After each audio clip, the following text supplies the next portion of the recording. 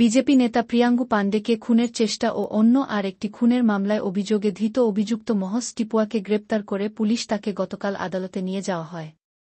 কিন্তু ব্যারাকপুর আদালত থেকে জামিন পেয়ে যায় টিপুয়া। জামিন পাওয়ার পর বিস্ফোরক ব্যারাকপুরের প্রাক্তন সাংসদ অর্জুন সিং, ভাটপাড়া থানা ও আইন মন্ত্রী মলয় ঘটক ব্যারাকপুর আদালতকে ইনফ্লুয়েন্স করে জামিন করানো হয়েছে। কিন্তু নিয়া এর হাত থেকে বাঁচতে পারবে না কেউ। এ বিষয়ে তিনি সুপ্রিম কোর্টে যাবেন বলে জানান তিনি। যে মোহাম্মদ টিপুয়ার বিরুদ্ধে একাধিক অভিযোগ সহ নিয়ে কেস রয়েছে। কিভাবে সে জামিন পায় তা নিয়ে প্রশ্ন তোলেন তিনি। অর্জুন সিং এর অভিযোগকে উড়িয়ে দিয়ে ভাটপাড়া শহর তৃণমূল কংগ্রেস সভাপতি দেবজ্যোতি ঘোষ বলেন, এর সাথে দলের কোনো সম্পর্ক নেই, আইন আদালত ধারা দেওয়া সমস্তটাই প্রশাসনিক ব্যাপার। সৌর রাজনৈতিক হস্তক্ষেপ করে ওকে বের করা হয়েছে। কেন ওকে এনআইএ যেদিন ধরবে ওর সঙ্গে সঙ্গে কিন্তু আপনার জগদ্দল বিধায়কের ইনভলভমেন্ট ক্লিয়ার চলে আসবে। তাকে বাঁচাবার জন্যই সব খেলা হচ্ছে। কিন্তু তারা মূর্খ আছে। যে লোকটা টিপুয়াকে, ভাবুন জুডিশিয়ারিকে কীভাবে এই সরকার, মমতা ব্যানার্জি সরকার ইনফ্লুয়েন্স করছে। যে টিপুয়ার নামে 111 মামলা আছে, 111 মামলাতে বেল হওয়ার কোনো জায়গা নেই। 110 না, 111।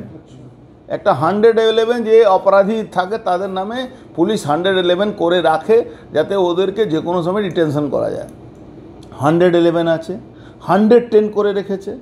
তারপরে মার্ডার কেসে ওয়ারেন্ট আর গেল, আর বেল হয়ে চলে গেল। যেরকম আমার উপরে এই নমিত সিংরা যে আমার বাড়ির সামনে হামলা করলো সেদিন, সেই মামলাটা বম থ্রো করেছে, এক্সপ্লোসিভ অ্যাক্ট দেয়নি, সঙ্গে সঙ্গে তাদের বেল হয়ে গেছে।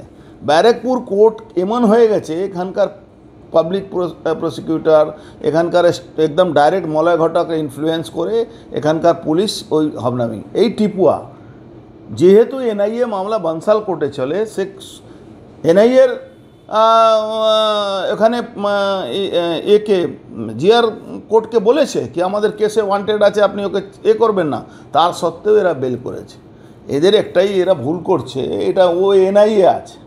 আর এর মধ্যে তো ভাটপাড়া থানা ওসি ইনভলভ আছে। ওসি তো এই পুলিশ অফিসারদেরকে, ওসি নিজের কিছু পুলিশ অফিসার সঙ্গে মিলিয়ে টিপুয়াকে প্রোটেকশন দিয়েছে। আর টিপুয়া আর সোনুয়ার সঙ্গে তো ডাইরেক্ট ফোনে কথা বলতো। এ তো ওসিকে টানা উচিত, ওসিকে ডাকা উচিত এখানকার ভাটপাড়া থানা ওসিকে। আর এনআইএ কেসে আসামি ব্যারাকপুর কোর্ট থেকে বেল হয়ে গেল, 111 আসামি ব্যারাকপুর কোর্ট বেল দিয়ে দিল। মানে ভাবা যায় না পশ্চিমবাংলা জুডিশিয়ারিটাকে কোন জায়গায় স্টেট গভর্নমেন্ট ইনফ্লুয়েন্স করছে লোয়ার কোর্ট মধ্যে। এটা অদ্ভুত একটা দৃশ্য কালকে দেখলাম। এই মামলাটা এগেন্সে আমরা সুপ্রিম কোর্ট যাব। কেন এই মামলাটা অদ্ভুতভাবে একটা আসামিকে এনআইএ বলছে কি আমার আসামি আছে, 110 আছে, 111 আছে। বিএনএস নতুন যে ভারত ন্যায় সংহিতা কেসে 111 পুলিশ করে রেখেছে, তারপরে তাকে বেল দিয়ে দেওয়া হয়েছে। একদম সরাসরি মলয় ঘটক, স্টেট ল সেক্রেটারি, এরা সব মিলে, আর পুলিশ এখানকার ওই ভাটপাড়ার ওসি সরাসরি ওর সঙ্গে এই ক্রিমিনালকে প্রোটেকশন। বললাম তো, এর মধ্যে সোমনাথ শ্যাম যে জগদ্দলের এমএলএ আছে, এই অ্যাট্যাকের উপরে সরাসরি ওর যুক্ত আছে। তার অনেক ওদের নামে যে চার্জশিট হয়েছে, চার্জশিট আপনি খুলে দেখবেন, ওদের অনেক জায়গায় নাম আছে। তো তাকে বাঁচাবার জন্য এই খেলা হয়েছে।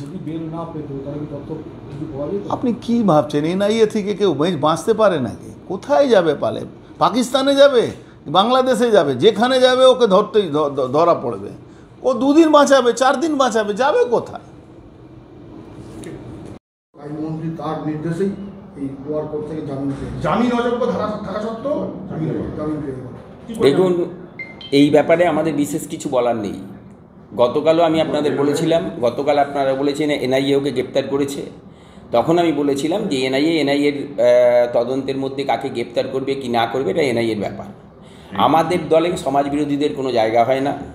আজকের আপনি বলছেন কে টিপু সুলতান না কি নাম বলছেন, ওই টিপু সুলতান না হলো, আমি বললাম কী নাম বলছেন, সে নাকি বেল হয়ে গেছে। তো এইগুলো আমাদের বিবেচনার বিষয়বস্তু না।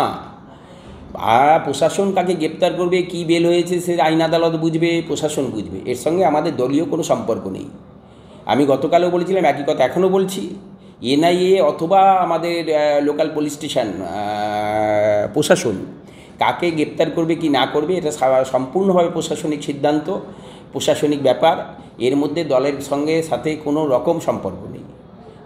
আমাদের দল কোনো রকমভাবে এই সমাজবিরোধীর কোনো রকমভাবে শেল্টার দেয় না, কোনো রকমভাবে আমাদের সঙ্গে কোনো সমাজবিরোধী কোনো ইনভলভমেন্ট নেই। বিজেপি সুপ্রিম কোর্ট কেন? বিজেপি রাষ্ট্রপুঞ্জে যাক না, বিজেপি সুপ্রিম কোর্ট রাষ্ট্রপুঞ্জে যাক। বিজেপি তো ওই করে ইলেকশন কমিশনকে দিয়ে এখন ইলেকশন কমিশন ভুল স্বীকার করছে যে হ্যাঁ মমতা বন্দ্যোপাধ্যায় যা বলেছে এটা ঠিক, ভুতুরে ভোটার অনেক আছে ভোটার লিস্টে, স্বীকার করছে। তো ঠিক একইভাবে বলছি ভারতীয় জনতা পার্টি কোথায় যাবে এটা ভারতীয় জনতা পার্টির নিজস্ব ব্যাপার, ওদের দলীয় ব্যাপার, সেই নিয়ে আমি কোনো মন্তব্য করব না। জামিন অযোগ্য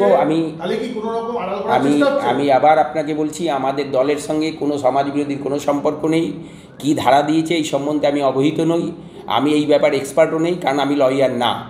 আপনি যে প্রশ্নগুলো করছেন সেগুলো আইন আদালতের ব্যাপার, সেগুলো আইন আদালতের ব্যাপার, প্রশাসনের ব্যাপার, এগুলো প্রশাসনকে জিজ্ঞেস করুন, বলতে পারবে, আমি কি বলবো।